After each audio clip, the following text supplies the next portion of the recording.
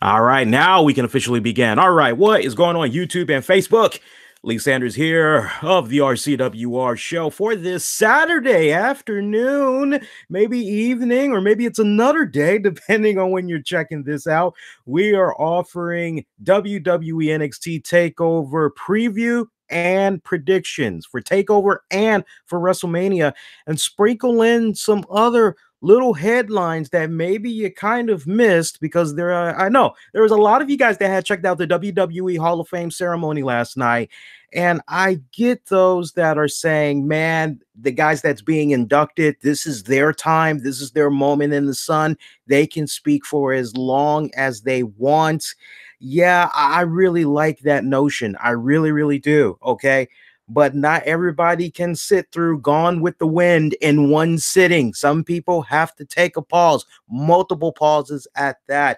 And trust me when I say that the majority vote does win in the end. And in this particular case, with so many people being so passionate, taking to social media and saying to the WWE, hey, look, when it's all said and done, we don't have a problem with any of the people that are going to be inducted in these Hall of Fame ceremonies, but you got to trim it down to have an event. And a lot of you guys have pointed it out to me as well. You said, Lee, let's not also forget you had a red carpet rollout. So let's really break it down. Let's really be honest. You had people that pretty much were at this event damn near over 6 hours, right? So yeah, I would agree that going forward, things do need to be trimmed down just a little bit. I like the comments that some of you all had said with regards to, hey Lee, here's some key things that WWE should do with some of these guys that's going to be going into the Hall of Fame. Just give them bullet points, make them stick to it.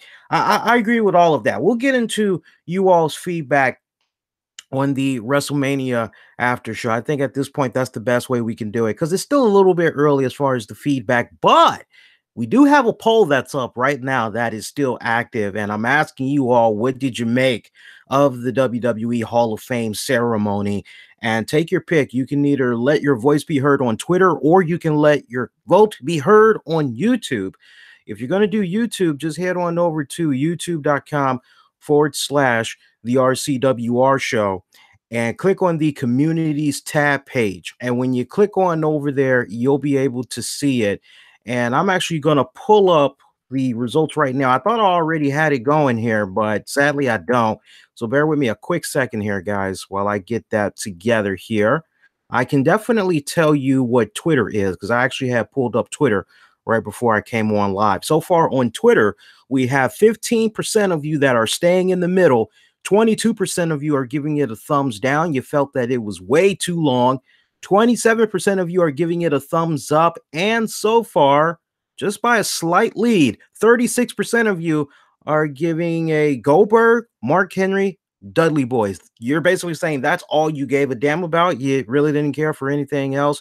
We're at almost 150 votes coming in strong so far. And then as far as YouTube goes, let's see how we're looking on YouTube here. YouTube right now, we have 11% of you that only watched for Goldberg, Dudley's, Mark Henry. And we have 36% of you that gave it a thumbs up. You loved it from beginning right on down to the end. And so far, 54% of you are giving it a thumbs down. You felt that some speeches went way too long, 4+ hours, way too long. And as some of you all have pointed out, no, if you're going to be technical, it was damn near 6 hours, if not 6 hours. So when you factor in the red carpet and all that. So one thing I want to bring up too, before we go into the NXT card and WrestleMania card, and I offer preview and picks, I did not get a chance to talk about it on the after show for the Hall of Fame ceremony because I was so goddamn tired. But let me tell you something, because it was totally freaking hilarious. At one point, when they make the transition, I want to say from Mark Henry, and then just wham, all of a sudden, you see Paige on your screen. And dudes, look, I love me some Paige. I love me some Paige. You know that, guys. You know I've been a fan of hers. Okay. I always try to be on the bright side. I always try to give her the benefit of doubt. Like, yeah, Lee, I hear the punchline coming. What's the punchline? Okay. So when she pops up on the screen, I'm sorry, but the makeup that she was wearing to promote that new movie that's coming out that Dwayne The Rock Johnson and his production team had got behind to basically tell her life story, Paige doing the setup, that was scary for me because I'm playing. Just picture this. Just close your eyes and just picture this, right? In my particular case, I'm kicking back. Oh man, what a great speech that Mark Henry gave. I'm going down, looking at my tablet, just taking down some quick notes. I look up and oh Jesus, there's this scary face, and it's Paige because of the makeup. She's a pretty girl that honestly, oh, let me not say girl, woman. She is a pretty woman that does not need all that goddamn excessive makeup. I mean, the way she looked, oh my God, it was like a crossbreed between Beetlejuice and Jack Nicholson's The Joker. And I actually had put a tweet out, and I was expecting a lot of ridicule from social media because I put a tweet out and I basically had asked the question, hey, who's wearing the makeup better? Let me give you guys the exact tweet that I had put out. And I was ready. I was ready to embrace the pain. I'm telling you, I was ready. But nobody jumped out there. Not even one person took that because I'm going, this is good bait. Let's see what happens. I said, damn, that Paige face was scary setting up her new movie. Who wore the makeup better? Laugh out loud. And so you have the picture of Paige. The picture of Paige, I did not alter it in any type of way. That is the actual picture that they decided, to go with. That's you just got to look at the image yourself, and then when you match it up to Joker, and Beetlejuice, you're kind of like, yeah, that's a little bit way too much makeup or whatever. Hell, the Paige that they had showed right after the trailer for her upcoming movie, yeah, she had a lot of cleavage showing, right? A lot of cleavage. Yeah, we could be in agreement. But when you home in on her face, to me, it didn't seem as excessive as the cake up that she had on her face during this video promo. So I thought that was a hearty laugh. And it's been picking up a little bit of steam, man. It's like 6 retweets so far, 15 likes. So we'll see how it does after today. I'm embracing the hate, let me tell you. And then the other thing I want to touch upon real quickly here, in case you guys had missed it, I know I did. I missed some of it, but I saw most of it for what I can recall. So you got a slate of new content that's going to be coming to the WWE network in the coming weeks to the coming months, maybe this quarter, who knows, or stretched out over the course of a couple of quarters. But something that you maybe had missed, especially if you decided you were going to go to bed, Bruce Pritchard, a long time, good steady hand in the WWE, eventually going on to go work for Impact Wrestling. He is coming back into the WWE fold, as it was announced that his podcast, Something to Wrestle With, is going to be coming to the WWE network. Now, I know that there's going to be a lot of you guys that's going to be looking at this move, and I know that it's going to be somewhat divided. There's going to be the Stone Cold podcast fans that's going to be looking at this, and they're going to be wondering, oh my God, what the hell? So you can do all this other stuff. You can bring all these other podcasts to the WWE network, but you can't do anything with Bruce Pritchard. What the hell? So for me, look, without really going overkill on Bruce Pritchard spent more time in the WWE than he has with any other wrestling promotion, right? That's a fact. And here's another fact. He has been very good friends with Vince McMahon. Stories that Pat Patterson has shared over the years, the stories that Bruce Pritchard has shared over the years. My point is, Bruce Pritchard knows what Vince McMahon, the McMahon family, want to be presented. He's going to do everything in his power to do right by the company, to do right by the talent, and not necessarily go into business for himself. He's going to play it right down the middle as instructed. Unlike someone of the nature of a Stone Cold, right? We can all be in agreement that a lot of the interviews that Stone Cold gave, honestly, you go, man, this is great, riveting TV. But then at the same time, you wonder, I wonder if Vince gave the okay to interact with the talent like this. What the hell? So, and I still am firm, and I think a lot of you all would be in agreement as well. When it came down to the Page interview and it came down to the Dean Ambrose, I think those two in particular is what kind of sealed the deal for Stone Cold continuing to have some type of a relationship with the WWE network, particularly that Dean Ambrose one. I mean, we just saw a couple of months after that appearance, Dean Ambrose dropped the title. So for something else to wrestle with, the podcast to come onto the WWE network, I've checked a little bit out of his show here and there. I'm actually looking forward to it. Like I said, I'm not expecting Pritchard to go into business for himself to really be uncensored, unchained, or anything like that. I am expecting him to really just stick to the mandate for what WWE requires. So, and I think you all should as well. If you're expecting anything else, God bless your kind heart. That's all I have to say. Also, in addition to Bruce Pritchard's new show, we're going to get new episodes of WWE Camp WWE, forgive me. Storytime, Edge and Christian show.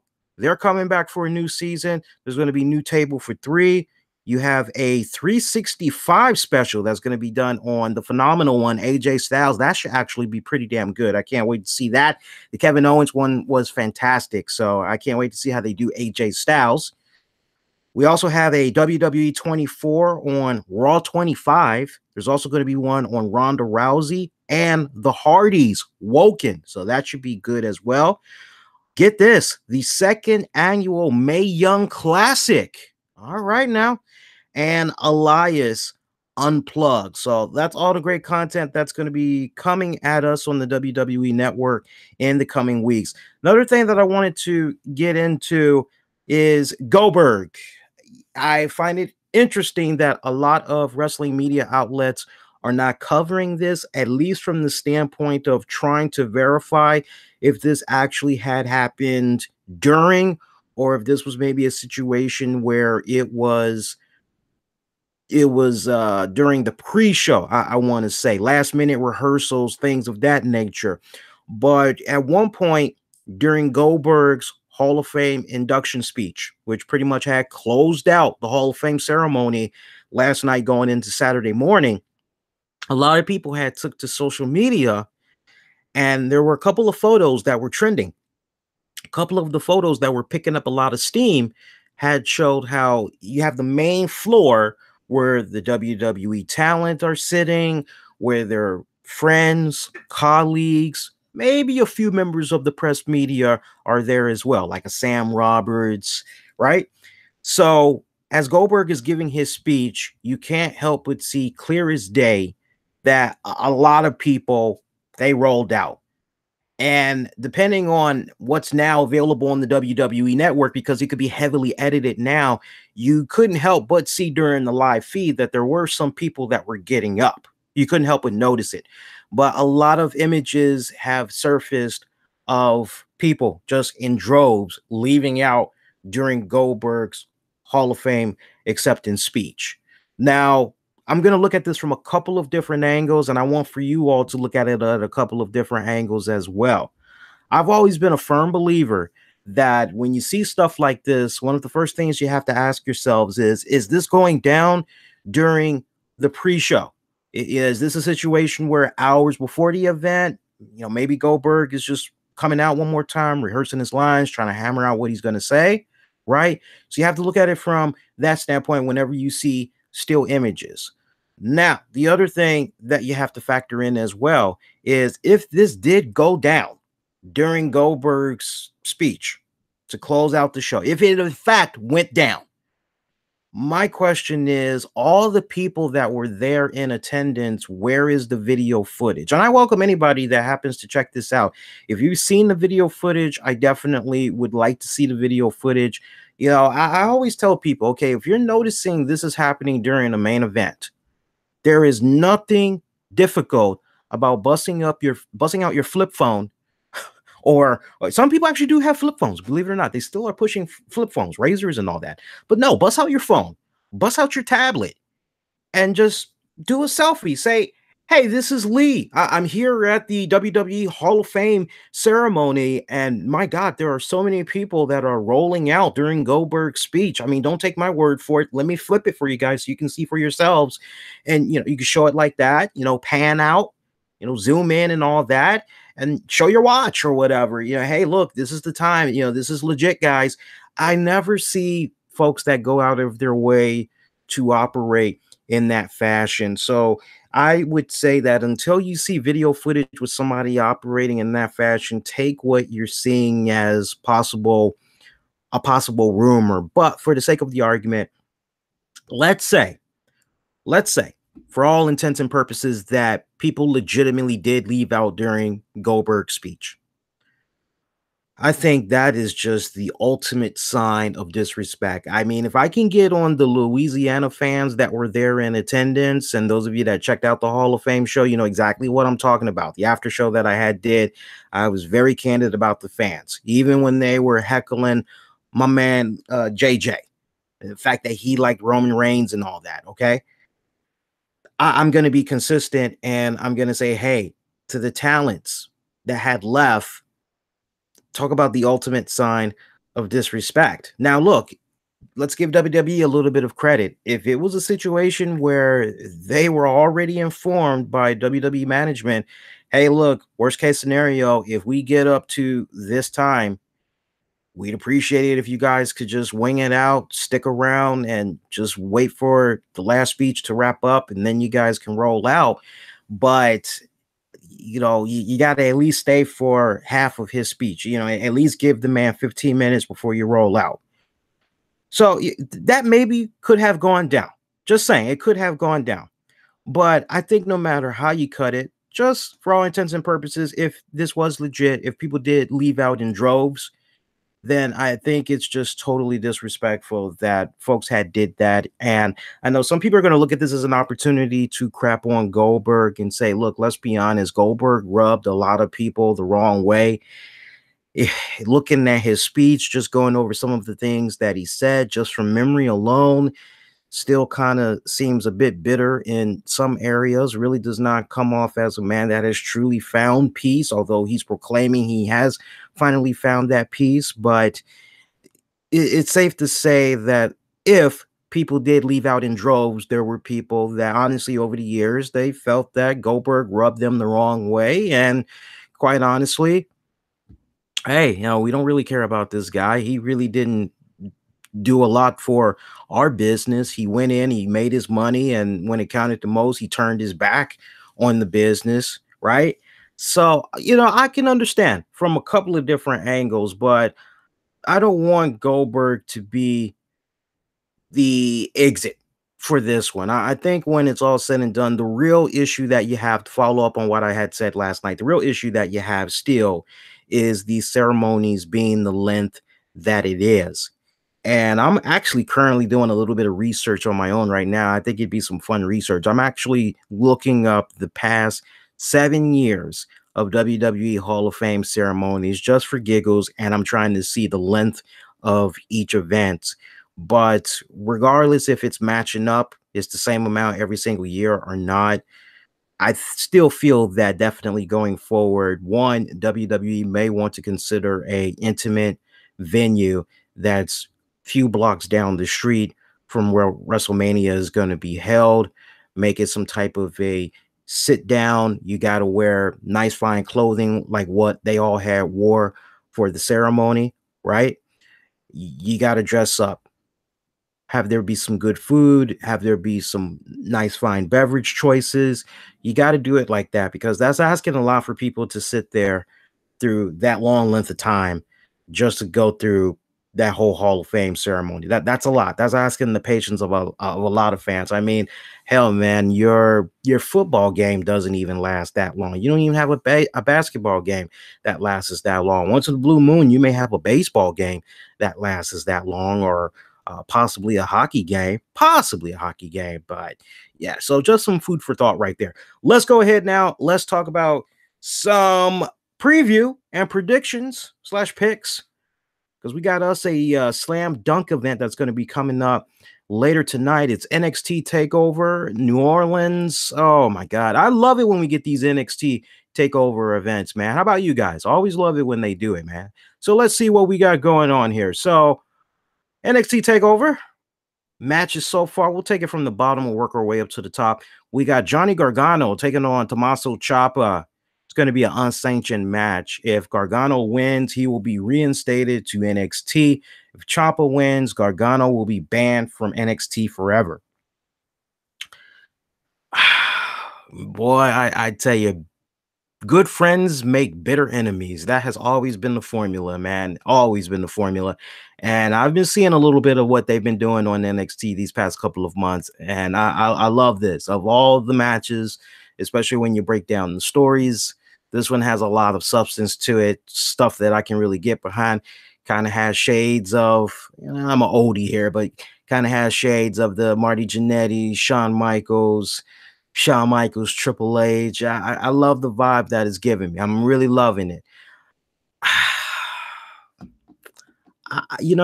They've been kind of teasing this off and on as far as Gargano goes. And this is an interesting situation here because if Gargano wins, then he's reinstated. But part of me would love to see Gargano in NXT a little bit longer, but if you ask me honestly, I just really feel as though he would do better on the main roster. In particular, I feel as though he would do really good on the SmackDown roster. This guy just, for me, he gives me the Daniel Bryan vibes. That underdog. You can't cut it, man. You can't even cut the weight.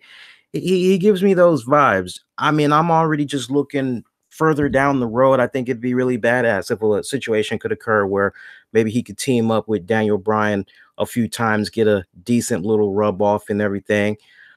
So part of me is thinking, why not put him on the main roster?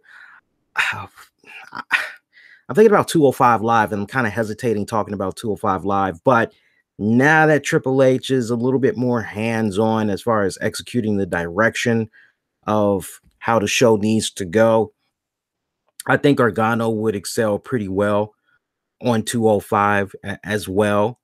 You could use a really good popular new face. But then you also got to think about Neville, what's going on with Neville, because they're trying very hard to get him back into the fold. Honestly, I think at this point, that'd be a great 1-2 punch to have Neville and Gargano leading the way with 205 Live. I mean, think about it for a second. If you're trying to do your damnedest to get Neville back into the fold and you're trying to pitch to him, hey, come on back to NXT, because the main pitch, we're going to do it just like we did with the CWC tournament. Triple H is now overseeing everything. Trust us, it's going to be a lot better than your first rodeo. And if I'm Neville, I'm just kind of going, all right, well, who's some of the opponents that I'm going to be getting into feuds with? And, on top of that, what are we going to be doing with me for 3 months? Okay, that's great. Now, what's going to happen leading up to the 6-month mark? Okay, that's great. Now, how about the 9-year mark? What is the plan? Lay it out for me. So I think if you could do a 1-2 punch and you can have Gargano and Neville of already what's consisting of a pretty great roster, that would really help out 205 Live. I personally feel so. But if you are asking me straight up, what do I see happening with this matchup? I think Tommaso Ciampa is going to come out with the win. I think Johnny Gargano is definitely, without a doubt, going to come on up to the main roster. Adam Cole taking on EC3, taking on Killian Dane, Lars Sullivan, Ricochet, and the Velveteen Dream. It's a ladder match for the inaugural NXT North American Championship. Man, that belt looks badass. I talked about that damn belt earlier this week on the RCWR show, and I just love the vibe that it gives off. It gives off a WWF vibe. It gives off a 80s vibe. It gives me the whole AWA, the NWA. Man, I just love that belt design. That belt design kicks total ass. I'm loving it. Man, I'm just looking at this matchup here, and this could go in a couple of directions, man. Could it be a situation where Could it be a situation where the Undisputed Era does a sweep? I mean, that would be pretty badass, right? It would be interesting if they did a freaking sweep, man. See, there's three guys I'm really homing in on the most. I'm homing in on Adam Cole, I'm homing in on Velveteen Dream, and I'm homing in on EC3. I mean, without a shadow of doubt, from what I've been seeing on NXT these past several weeks, man, they love them some EC3. They are trying to skyrocket him like I don't know what. I got him only being in NXT for such a brief moment in time. And it would be great if a situation could occur where he could be going for the NXT North American Championship, but man, he needs to be moving on to bigger and better things. I mean, look, when it's all said and done, I'm gonna go there. I'm gonna go there. I know some people are gonna say, nah, Lee, don't matter what he did over there and that other. No, as far as I'm concerned, what he did in Impact Wrestling, everything that he did, the runs that he had as the TNA World Heavyweight Champion, all of that was a great learning experience that basically got him back to where he is basically today, pretty much how he started. All right. He had to go out there, get a little bit of seasoning, get a little bit of experience, come on back. Now that he's had that exposure. All right, great. Now he's here. And don't get me wrong, I love the contributions, no matter how small it is. And in this case, helping out with the NXT North American Championship, really trying to help put that on the map and everything. I love the fact that the powers that be are using him in this capacity, but he's so much bigger than this position right now. I would rather see him go after the NXT championship shortly afterwards, moving on up to the main roster. So I love EC3, fan of his work for many years, but I don't think it's going to be his night tonight at TakeOver. So I got to eliminate EC3 by process of elimination. So that leaves us Adam Cole, Velveteen Dream. Y'all know how much of a sucker I am for Velveteen Dream. Man crush, man. Man crush. That dude is just awesome. He is badass. And what a phenomenal year he had last year as well. Great feud there with Aleister Black. My God, man. Velveteen Dream could be the one. He could shock some people and come away with the NXT North American title. It could very well be him. It's between Dream and Cole. Cole is just screaming to me a sweep. Just a freaking sweep. I'm going to say Adam Cole. Yeah, I'm going to go ahead. I'm going to stick to my pick. I'm going to say Adam Cole's probably going to come out of there. Undisputed Era, Adam Cole and Kyle O'Reilly, because Bobby Fish is injured right now. Going to be taking on the Authors of Pain, Akeem and Razir versus Roderick Strong and Pete Dunne. Triple threat match for the NXT Tag Team Championship and Dusty Rhodes Tag Team Classic Trophy. Authors of Pain, it's definitely time. It been time. I don't see them getting the belts. Just a matter of time before they come up on the main roster. And I'm hoping that they get put on the SmackDown roster. I think they would have a much more profound impact on the SmackDown roster personally. And just the great matchups there that's waiting for them as opposed to the Raw side of things. Raw, I'm looking at the Raw side of things, and for Raw, things aren't really kind of popping as far as the tag team division goes. It seems like the place you want to be if you're a tag team is SmackDown. That seems to be a lot more intriguing. Just the matchups that's over there, the story arcs, the rivalries that's over there. I just feel as though Authors of Pain would be a better fit over on the Blue brand. And we got that shakeup coming up real soon. So yeah, I'm not seeing Authors of Pain getting the NXT tag titles. So that leaves you with Roderick Strong, Pete Dunne taking on Adam Cole and Kylie O'Reilly. So see, Adam Cole's going to have to do double duty. So fatigue could definitely be a issue here. I'm just kind of thinking about things from a booking standpoint. let me just think. Let me just marinate on this for a couple of seconds here.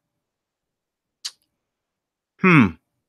Yeah, I could actually. Yeah. You know what?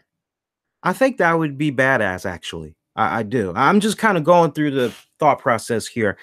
I'm actually gonna go with Pete Dunne and Roderick Strong for the NXT Tag Team titles and the Dusty Rhodes Tag Team Classic Trophy. And I'm going to tell you the reason why.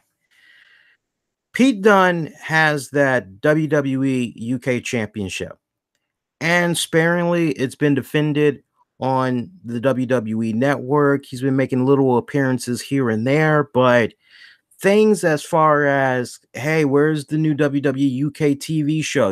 When are the UK fans going to get their fix, right? That all has been going at a very slow rate, and that's no fault to the WWE in any shape or form, because basically they want to make sure that everything goes off without a hitch. They want to get the analytics and all that. So I get it. I'd rather one takes their time, make sure everything is crossed off and that they're doing it right, rather than be in a haste and then, oh my God, oh, we messed up here. And then they got to keep cleaning up as they go along. So I think it would be really great if they had to be a situation where Pete Dunne, and also can get a lot more people talking about him. Hey, Pete Dunne, he won this, and he won that, and he's currently holding on to this title. I think that would be really good exposure for the young man even more, and you can do even more cross promotions from time to time. If maybe you want to have him make a cameo on Raw, SmackDown.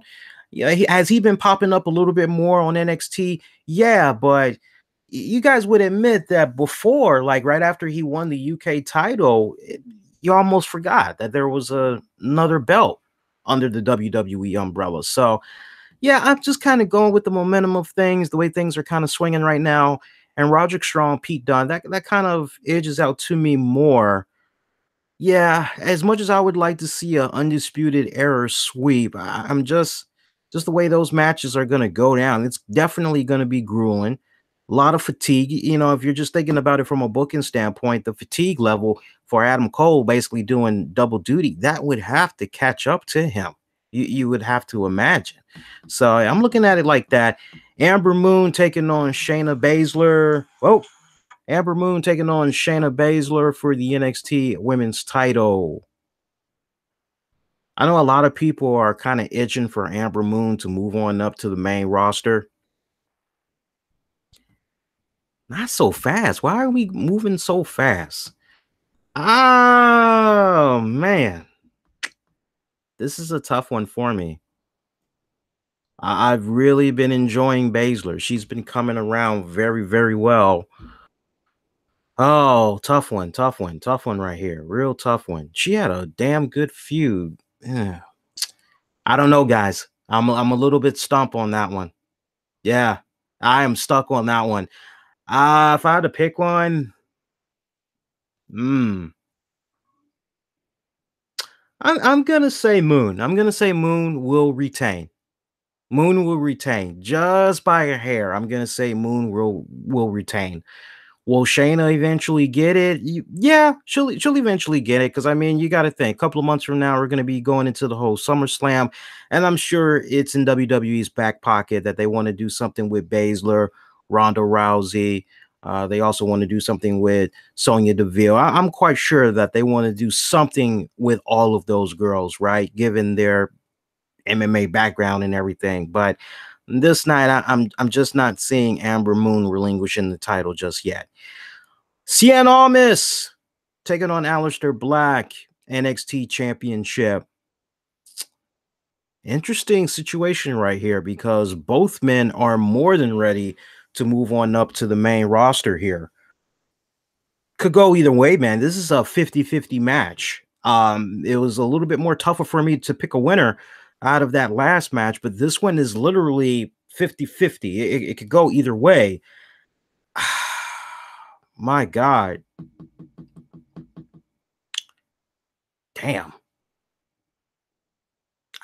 Personally, I would like to see Cien Almas. I think he would do fantastic on the main roster, but he needs Zelina Vega. That's the only thing. They have to be packaged together. And I think the way that you can go about it, you have them be on SmackDown as well. I think that would be great. However, in the event that Cien Almas retains, Aleister Black, he would definitely be phenomenal on the main roster. Question is, which roster do you put him on? Do you put him on the SmackDown roster or do you put him on the Raw roster? And just thinking about future main antagonists for Roman Reigns, I honestly think that if you want to get Aleister Black running out of the gate, I'm not saying feed him to Roman Reigns, but I think he would deliver a damn good program against Roman Reigns, quite honestly. Just looking at the talent that's all over there. Roman Reigns, freaking Samoa Joe, Dean Ambrose whenever he comes back, Seth Rollins, Finn Balor. I mean, just looking at the matchup over there would be pretty phenomenal. No pun intended. But then when you go over to the SmackDown side of things, AJ Styles, Shinsuke Nakamura, he's got those two right there. Who else is a top babyface over there? You got Daniel Bryan. It seems like there's more range on Raw as opposed to SmackDown if you're trying to figure out where you could put Aleister Black. Some people go onto the main roster without touching that NXT title, and this could honestly be a case right here where Aleister Black moves on. But you could also kind of look a little bit further down the line and say, a program between EC3 and Aleister Black would be pretty damn phenomenal before one of those guys. For me, that seems to be the more realistic picture. Cien Almas retains. Cien Almas, I'm sticking with it. Cien Almas retains. He's going to hold out just a little bit longer. All right, so that's the NXT card right there. Let's recap that one more time. So we got Tommaso Ciampa, got him winning over Johnny Gargano. Got Adam Cole retaining have Adam Cole winning the NXT North American Championship, but we're going to see him and the Authors of Pain lose to Roderick Strong and Pete Dunne. All right, that's going to be for the NXT Tag Titles, Dusty Rhodes Tag Team Classic Trophy. I've got Amber Moon losing to Shayna Baszler for the NXT Women's title. I've got Cien Almas. How much of an impact is Zelina Vega going to play? But I've got Cien Almas retaining the NXT title. All right, so we got one card down. Let's go to the next card. I'm not going to spend as much time because this is a lot of matches that we got to get through here. We've got 13 matches total as it stands right now. So let's go ahead. Let's blaze right through this real quick. Hope you guys are appreciating the streams as we're doing this on YouTube and on Facebook right now. Give me the thumbs up, comment, like, subscribe, all that good stuff. You know the gist. Jump right into it here. WrestleMania 34. Let's go with the pre-shows, yeah? Andre the Giant Memorial Battle Royal. Me personally, somebody that a lot of people have forgotten about, and I think he is 100% healthy now. He could use the bragging rights. It would be a great way to get him back into the fold with the WWE. It'd be a great way to put the spotlight on him and kind of rub off that last little bit of residue known as Enzo Amore. I'm looking at Big Cass to shock all. I definitely am seeing a situation where your Mark Henrys. Oh my God, after the speech that Mark Henry gave too, by the way, boy, wouldn't it be something to see him win that Andre the Giant Memorial Trophy? That would be really something. I got Big Show entering this. I know a lot of people are going, oh, Big Show, he's gonna go in here. He's gonna be a two-time winner, man. He's gonna go in and be a two-time winner. I'm not seeing that. I'm seeing some type of a dark horse come in there and just shock the hell out of all. And I've got to go with Big Cass. I think Big Cass is going to come in there and he's going to win it. If not Big Cass. And see, I'm looking at it from the standpoint of let this be a situation where you're giving the rub off to an up and coming young guy. that needs that buzz, that needs that exposure. A Big Show honestly does not need it. Mark Henry, for everything that he's accomplished in the WWE, that would be me personally, especially after the speech that he gave last night. That would be awesome to see him win this. But you got to think about the future. And for me, Big Cass, very promising. Right before he got injured, he showed a very, very promising, bright career ahead of him. So I think for him to get off on the good foot, get off on the right note, this would do it. This would do it for him, I personally feel. We got the WrestleMania Women's Battle Royal. Ah, looking at this one here. Who could possibly come out on this one?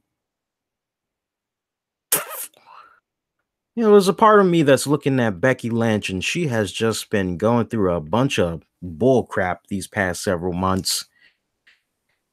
I personally wouldn't mind seeing Becky Lynch win this. If I had to go with somebody else, and ain't that a kicker?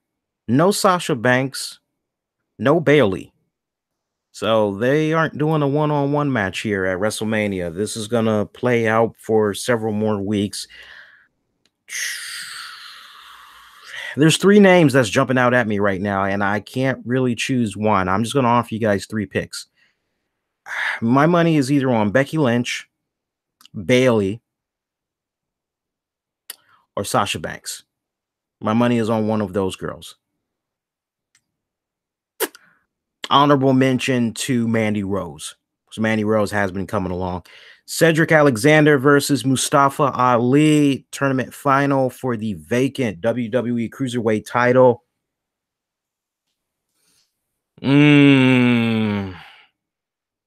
Yeah, I've always liked Cedric Alexander. I always have. Great worker. Damn great worker. Not taking anything from Mustafa Ali. I think it's Cedric's time. I think it's Cedric's time.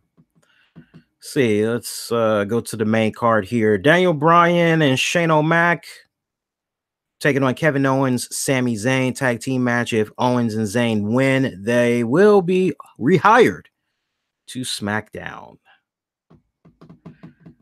Could I tell you what I would like to see?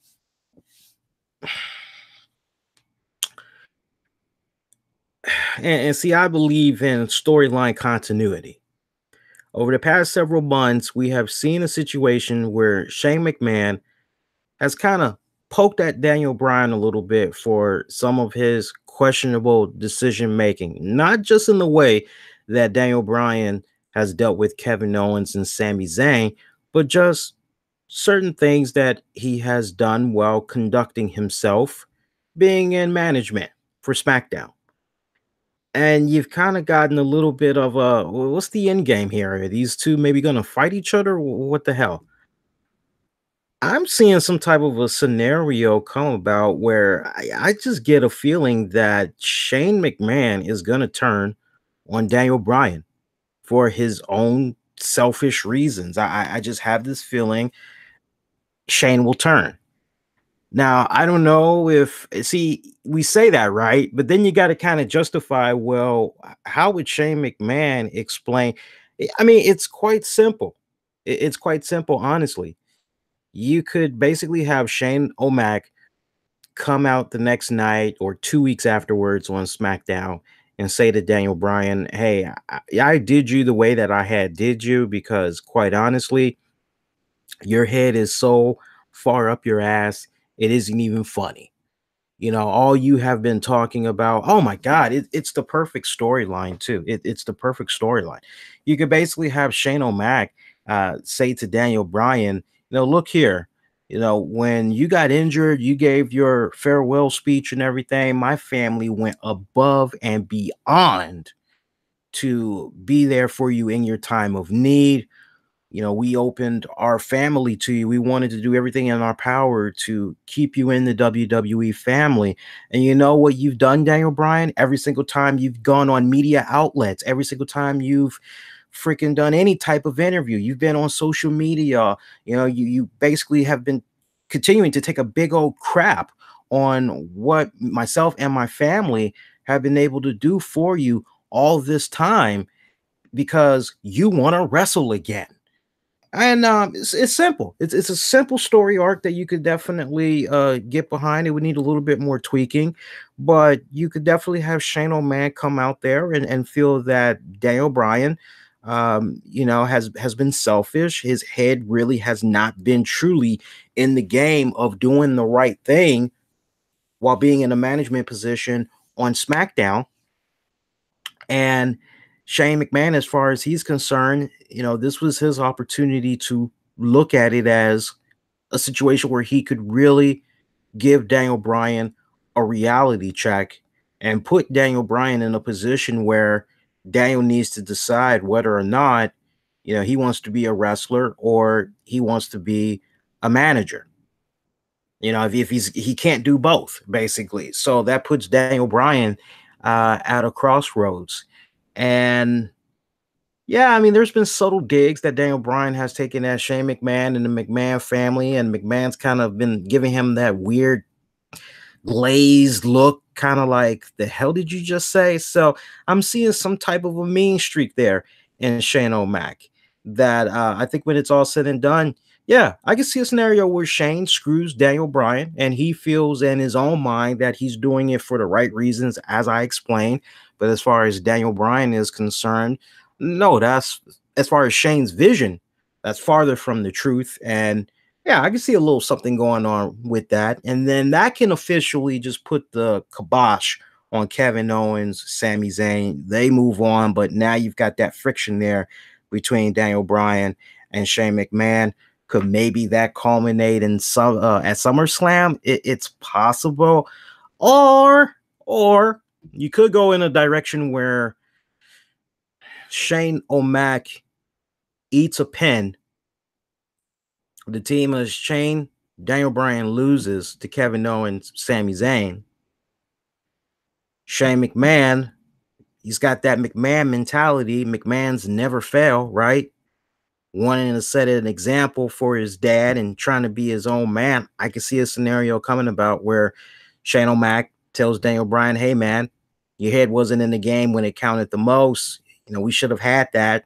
Rather than take self-accountability or whatever, spread the blame around. I can see Shane McMahon firing Daniel Bryan. And you could properly have Daniel Bryan be off TV for a couple of months until you get ready to do the shakeup. And then you can bring him back as a wrestler. Yeah, that would be interesting. That would be interesting. So you got a couple of scenarios that's going on right there.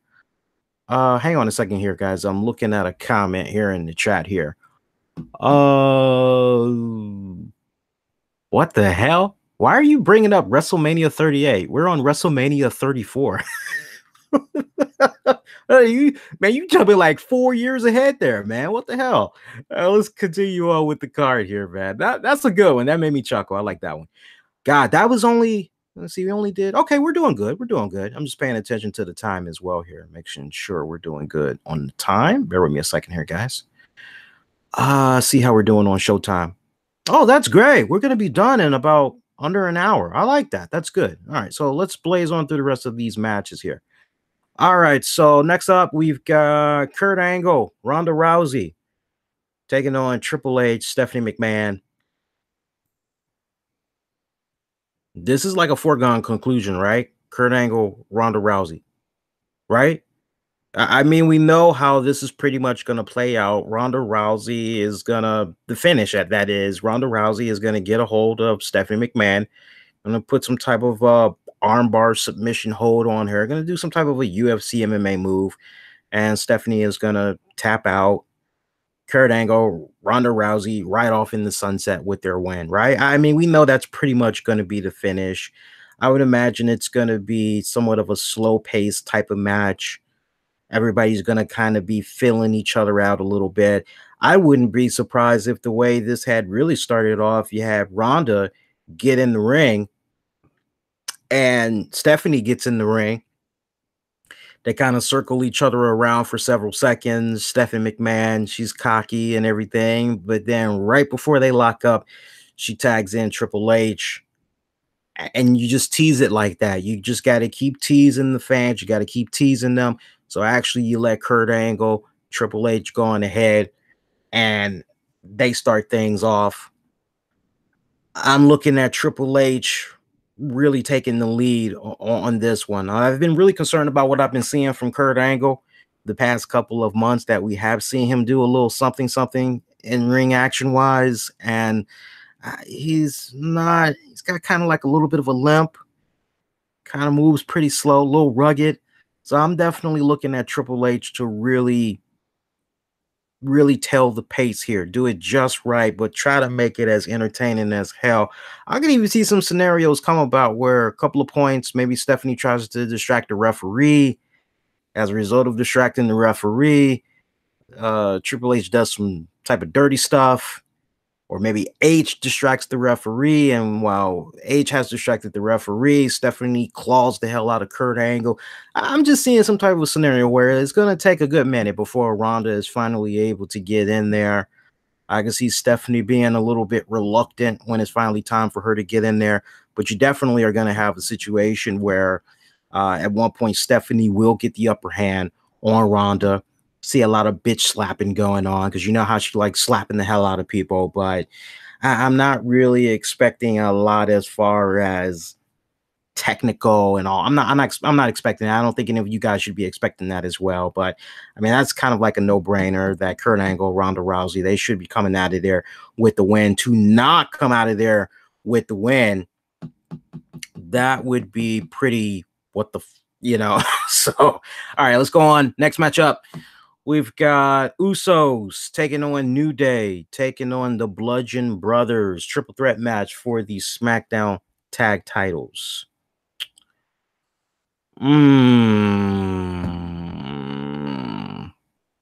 Usos.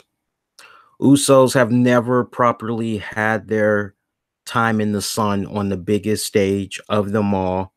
And I think for all the great hard work that they've been able to do in 2017 alone, as far as reinventing themselves, making themselves naturally be even more popular in their career at this stage in their lives than they were in previous years, I think that needs to be rewarded. So for me, I'm going with Usos. I know a lot of people are going, oh, no, Bludgeon. No. I believe, quite honestly, you got the Authors of Pain right around the corner, and they would be great on SmackDown. They would be definitely great on SmackDown. I'm just seeing the Usos. Either Usos drop the titles to New Day and New Day goes on to take on the Authors of Pain, or Usos are the ones that, okay, they retain, but eventually they meet the Authors of Pain. I'm just not. I'm not feeling the Bludgeon Brothers. I'm just not feeling the whole concept still. I can't quite get behind it. I wish we could just go back to classic Harper and Rowan, quite honestly, but I'm not seeing the Bludgeon Brothers. Would I be a bit surprised? Yeah, I actually would. I know some people may snicker at that, but I actually would be surprised if the Bludgeon Brothers came out of there. But no, I'm really leaning more towards the Usos having their time in the sun at WrestleMania. Cesaro, Sheamus taking on Braun Strowman and a mystery opponent. Tag match for the Raw tag titles. Well, if Braun Strowman has been holding off for this long, right? It's got to be a big name. It's got to be somebody that, oh my God, holy hell, right? And they kept saying somebody that has never teamed up with Braun before, right? This would be a brand new tag team.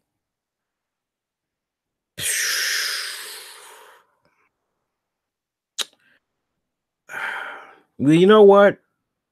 WrestleMania is supposed to be about moments, and then you got to go into the night after WrestleMania.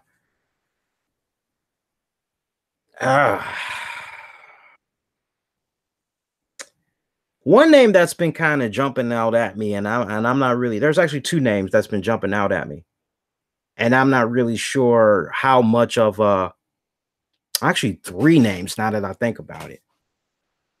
Could it be Braun Strowman and Mark Henry? Could it be Braun Strowman and the Big Show? Could it be one of those two guys? Right? You're kind of looking at that one. You kind of, who could it possibly be? Because remember, whoever wins this belt, right? Whoever wins this with Braun They're going to need to be on the Raw after WrestleMania, and then they're going to need to be around for a couple of weeks, right? So you're keeping that in mind.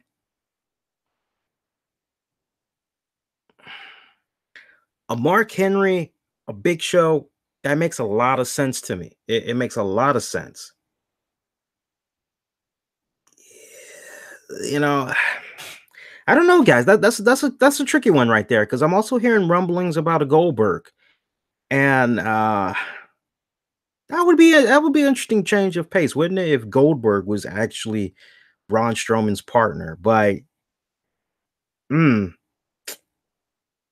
I'm just thinking about the card. He asked me who I would like to see team up with Braun Strowman. Mm, mm, I would like to see Goldberg. I personally would love to see Goldberg. That would be pretty interesting. Yeah, that would actually be kind of interesting. All right, let's move on. Charlotte Flair taking on Asuka, SmackDown Women's title. How much of a factor is Carmella gonna play in this matchup? I think that's the real question. I still like the original idea that I had put out there before. And actually, you know what? I almost forgot about no, I'll save that for later. I'll save that for later. I was getting ready to backtrack for a quick second, but no, I'm good. I'm just gonna keep going. All right, so yeah, how much of a factor is Carmella gonna play in this matchup? That is the $1,000,000 question. I still like the idea that I had proposed initially, which is let these two girls have at it. It is a grueling freaking matchup, just grueling. And we see Asuka is able to win, but just by a hair. Two scenarios could play out. Now, I have been an advocate for Asuka Ronda Rousey SummerSlam. Somehow you make these two girls collide. The undefeated streak versus the baddest woman on the planet. I think that would definitely sell. Yeah. But then I'm also looking at this situation where it's all about giving that endorsement. It's all about giving that rub off. And for me, I'm looking at this Charlotte Flair Oscar match. Be great if Oscar wins, but man, if I'm booking this, the way I would have this go down, Carmella comes out, cashes in the money in the briefcase, becomes the SmackDown Women's Champion, and that is it. Asuka is not even able to extract any type of revenge. That's it. The streak and all that, that's courtesy of Carmella. Carmella has good bragging rights. I mean, feel me for a second here, guys. We can all be in agreement. Carmella hasn't been the same since James Ellsworth has been given his pink slip. Ever since they pulled them two apart, she really hasn't been relevant. And it's gotten to that point, half the damn time you forget that she has the Money in the Bank briefcase.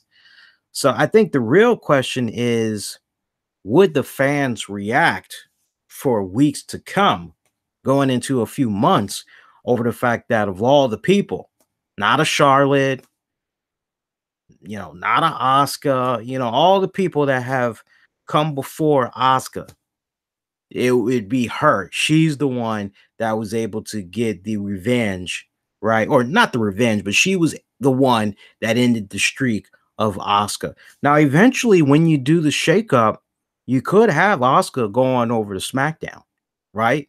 Honestly, you could do some type of a swap out. You could let Charlotte go to Raw, and you can let Asuka go to SmackDown, right? And Asuka could then get back her revenge that way. It's about the path of redemption and all that. You could definitely do it like that. But the idea of two Asians coming in here, two Japanese people coming in here and walking out with two of the most highest prestigious belts, that ain't happening. That ain't happening. I think regardless, if Asuka wins, Nakamura loses. If Nakamura wins, Asuka loses. And honestly, just kind of going with the flow of things. People have been calling me crazy for a long time, man. But I tell you what, over the years, when I have called something right down the middle, and I've been on point with that pick, with that prediction, I've been on point to the finest detail. So we'll see how that match plays out. Let's go on to our next one here. What other matches we got left on the card here? Oh, we ain't got that many. Let's keep going. All right, so we have Alexa Bliss taking on Nia Jax, Raw Women's title. It's Nia Jax's time, man. Hands down. That's yeah. I mean, that's like a no-brainer, right? Definitely is not going to be a squash match either. I can see it being booked in such a way where Alexa Bliss, she keeps running into the corner, putting part of her body outside the ropes, trying to get the referee to back off of. Trying to get the referee to step in, rather, I should say, and get Nia Jax to back off, playing a little bit of footsie. I can see the first 5 minutes just a game of cat and mouse, and Nia Jax in a position where she's losing steam because she's chasing after such a smaller, more quicker person in Alexa Bliss. And it turns into a situation where Alexa Bliss uses her speed to her advantage, starts focusing on her limbs, right? Kicks to the knees, things of that nature, trying to take out the leg strength. Yeah, maybe also focus on the arm for a little bit. I can see the psychology of that matchup. I think that's the way it's going to be playing out for a majority before Nia Jax comes out. Yeah, powering out and all that. Yeah, I got Nia Jax becoming your new Raw Women's Champion, though. Randy Orton defends the United States title against Bobby Roode, Jinder Mahal, and Rusev. Fatal 4-way United States title. Whoa.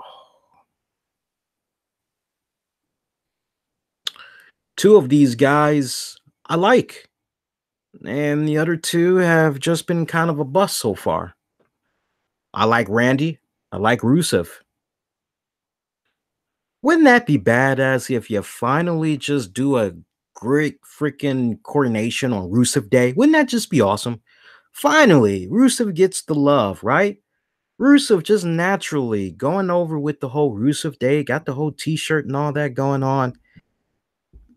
I'm gonna be selfish, man. I personally, everything that Rusev has been able to do these past several months, really turning it around. I really would like to see Rusev come out on top with this. Randy Orton don't need a damn retain, man. Yeah, I would like to go with Rusev. Yeah, how many of you guys would like to see Rusev come on out of there with the United States title? That'd be nice. Kind of like a nice throwback / homage to his previous years too, when he had held it the first go round. Miz defending the Intercontinental title against Seth Rollins, Finn Balor. Somewhat similar to Rusev, for selfish reasons, I would love to see The Miz come out as the Intercontinental Champion. He has really, really been on one hell of a roller coaster. Everything just pretty much had started with his Talking Smack segments with Daniel Bryan. And really, for me, it goes even further back than that. For me, he really started coming around when they had that last season of Tough Enough, and he was hosting the after show afterwards. Remember that? So, I mean, ever since then, he's really, for me, been coming into more of a different light. I've always had respect and admiration for The Miz, but just really kind of seemed like once around that time period, he really started turning the corner for the better. And you can see it on TV every single week that powers that be in WWE. Okay, we see you, Miz. We see you. We're going to give you a little bit more leeway. Go ahead. Go on out there. All right, do us proud. And he's getting more and more. I dare say, I think sometime within the next 3 years, he's going to get another run as a champion, whether it be on Raw or SmackDown, or it's just the belt. You know, they go ahead and they finally fuse it and they just make it one title again. I see him sometime in the next 3 years getting another run at it. But for selfish reasons, I would love to see The Miz come out on top. Not to mention, he lost at last year's WrestleMania. And if you look up Miz's track record at WrestleMania, it's actually pretty bad. We can all be in agreement that when it came to his match and Maurice against John Cena, Nikki Bella last year, Miz and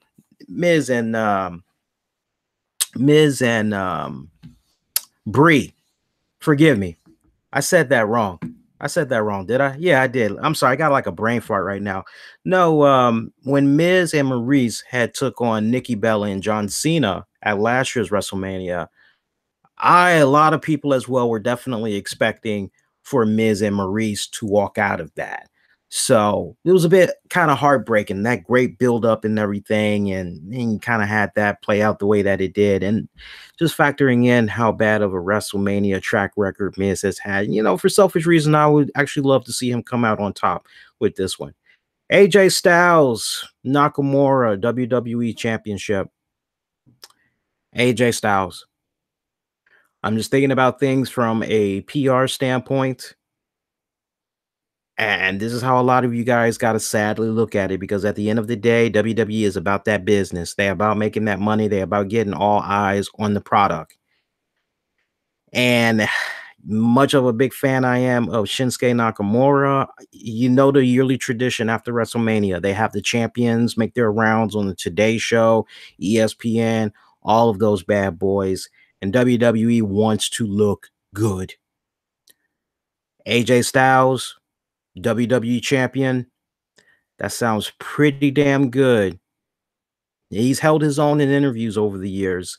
No diss to Shinsuke Nakamura. And yeah, you could have Shinsuke talk in his own native language and you could have a translator there. That would be pretty cool. Yeah, but I got to go with a guy that is still very popular to this very day, really has not lost that much momentum as compared to when Nakamura came up the main roster. But these two should be delivering a great matchup. It ain't going to come nowhere close to what they had did in New Japan a couple of years back. But night after WrestleMania, doing those media rounds, and you see, now that I've laid this out, you kind of go back, you look at the fact of the SmackDown Women's title, how I had said Carmella wins, right? Even if Charlotte, let's just say you take Carmella out of the equation. Let's just say Charlotte is the one that defeats Asuka. You still got to think about the night after WrestleMania. And it comes to those media rounds. I've always been a sucker for that. I've always been a sucker for, okay, who needs to be showing up on these media shows the next day? Putting over the company, putting over the WrestleMania event, who's going to be the faces for the company. So you always got to kind of look at it from that standpoint. See what else we got here. Keep going here. We got a couple of more matches. See here. Yeah, we're doing good. We're almost done, actually. See, we talked about that match. Wow, we only got one more match to talk about. Roman Reigns, Brock Lesnar, Universal title. Come on, man. We already know it's Roman. I don't need to spend 10 minutes talking about this one. I mean, look, when it's all said and done, you already got Paul Heyman. No, correction. Dana White, of all people, jumping out there saying, oh, yeah, it's a done deal. Brock Lesnar is going to be coming back to the UFC. He knows when and where, but that's for us to know at a later date. So you've already got that out there. And it's quite sad, but like I was saying yesterday, and that is, you have this situation where we've gotten this version of Brock Lesnar for the past couple of years now. This version of Brock Lesnar has reached its peak. Now, if you were to present to me a Brock Lesnar, hey, it's the Brock Lesnar that you remember first run in the WWE, cut decent promos, wrestled his ass off. Okay. And he's going to be on TV a lot more. Okay. I can definitely get behind that.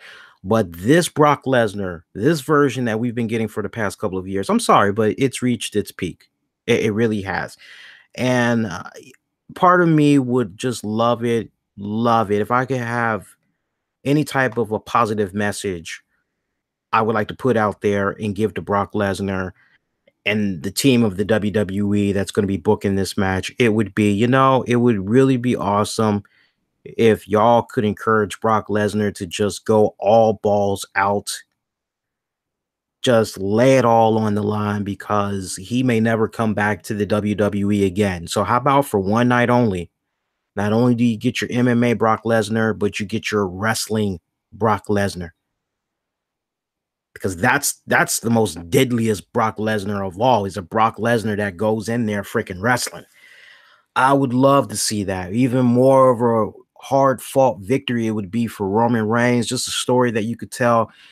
Sadly, there's not going to be a lot of people that's going to give a damn about this. Wouldn't it be great, too, if it was a really good swerve and you had Brock Lesnar retain the title at WrestleMania? You talk about a shocker, and then go, what the hell is going to happen Monday Night Raw going forward? What the hell is going to happen here? That would be a really great twist, I must say. If I could personally have it my way, I would have Brock Lesnar retain the Universal title, only to come back out less than 24 hours later through Paul Heyman, cut one scathing promo, crapping. I mean, just taking a massive dump on WWE and the management, just really coming off like a shoot. And it basically just ends with Brock Lesnar just dropping that title in the middle of the ring, almost kind of similar to Dolph Ziggler, but this one that would actually have more of an impact, and it would definitely get Brock Lesnar booed out the building. That's the twist I would actually go with, but sadly, they aren't going to go in that direction, so we can just pretty much forget about that. But that would be one hell of a twist, especially if you want to hook, line, sinker going into the Raw after WrestleMania, which a lot of people are watching that because they got to know. They got to know what the heck happened from WrestleMania, and they know there's going to be a lot of surprises in store, so they want to see what's going to go down, right? So that make a lot of sense for me. But no, this version of Brock Lesnar has reached its peak, sadly, and it sucks. It really, really does suck. But when you have a situation where somebody is only willing but to do so much, right? You keep giving and giving and giving and giving, and they just keep taking, and they're not barely putting anything back in. Long haul WWE is going to do phenomenal with all that extra money that they have been paying this dude these past couple of years. And yeah, there's your pyros or part of it if you want. But there's some of your pyro money for some Raws and SmackDowns. Go hire yourself some talents, right? So yeah, I'm not too sad, but this is going to be shades, I would imagine. And as far as the crowd reaction goes, it's definitely going to be shades of WrestleMania 20 when Lesnar had took on Goldberg. I would imagine a lot of fans are going to be pretty damn vocal with this one, but that's how I'm looking at the WrestleMania card one more time. Your Andre the Giant Memorial Battle Royal. I'm looking at Big Cass. Honorable mention goes to Mark Henry. For your Women's Battle Royal, too close to call, I'm looking at Becky Lynch, Sasha, and Bailey. Also got to give a nod to Mandy Rose. Cedric Alexander becomes your new Cruiserweight champion. Kevin Owens, Sami Zayn, they win their match against Daniel Bryan and Shane McMahon. Kurt Angle, Ronda Rousey over Stephanie and Triple H. Usos retain the SmackDown Tag Titles in their triple threat match. Braun Strowman, mystery partner. I'm looking at Bobby Lashley. I'm still staying firm because I said it a couple of weeks ago. I'm staying firm. Bobby Lashley will return, but the Raw after WrestleMania, I'm looking at. So Braun Strowman's mystery partner, it could be Goldberg. It could be Mark Henry. It could be Big Show. Just saying. Asuka retains she wins the SmackDown title, but look for a successful cash in by Carmella. Nia Jax, your new Raw Women's Champion. Rusev becomes your new United States Champion. Miz retains the Intercontinental Champion. AJ retains the WWE title. Roman becomes your new Universal Champion. That's how I'm looking at the entire card. All right, so yeah, there is one more match, isn't there? Do I need to talk about that match? We already know it's going to happen. So I'm pretending it doesn't exist because it doesn't exist. Taker, Cena. Come on. What do you want me to talk about with regards to Cena and Taker? I'm just picturing how this is going to go down. Maybe Cena's eating a pretzel or he's having a hot dog or whatever. He's in the stands and all of a sudden, what? Is Undertaker going to... I mean, seriously. We know this match is going to happen.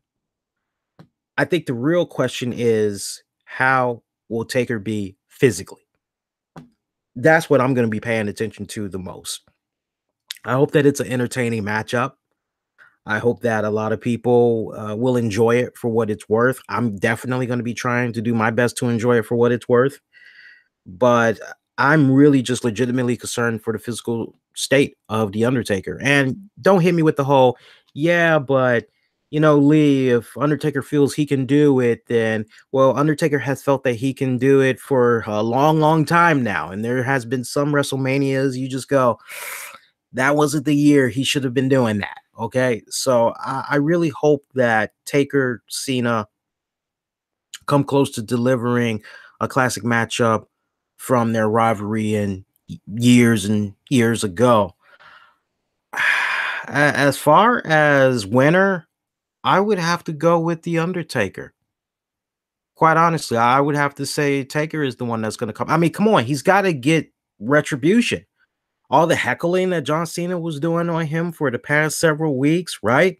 The latest image that's out there, come on, do something. And it's a picture of John Cena with a dog on a leash, and the dog's taking a crap, and the crap is in the form of The Undertaker, right?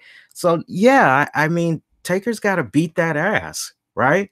But I can't really expand too much further on that matchup. Um, I'm just picturing a situation come about where maybe there's a portion of the show where John Cena is kicking back with the fans, eating a pretzel, having a hot dog. He's there all throughout the night. He's watching the matches and everything, cheering them on. And then maybe there could be a part in the show where he gets a microphone and he goes around the fans, asks them if they're all having a good time or whatever. I can see something like that. Some type of situation comes about where Kid Rock is part of the halftime show and he's playing his music and everything. Next thing you know, starts playing American Badass. And Taker just shows up. John Cena's like, what the hell? Taker's on that motorcycle and everything.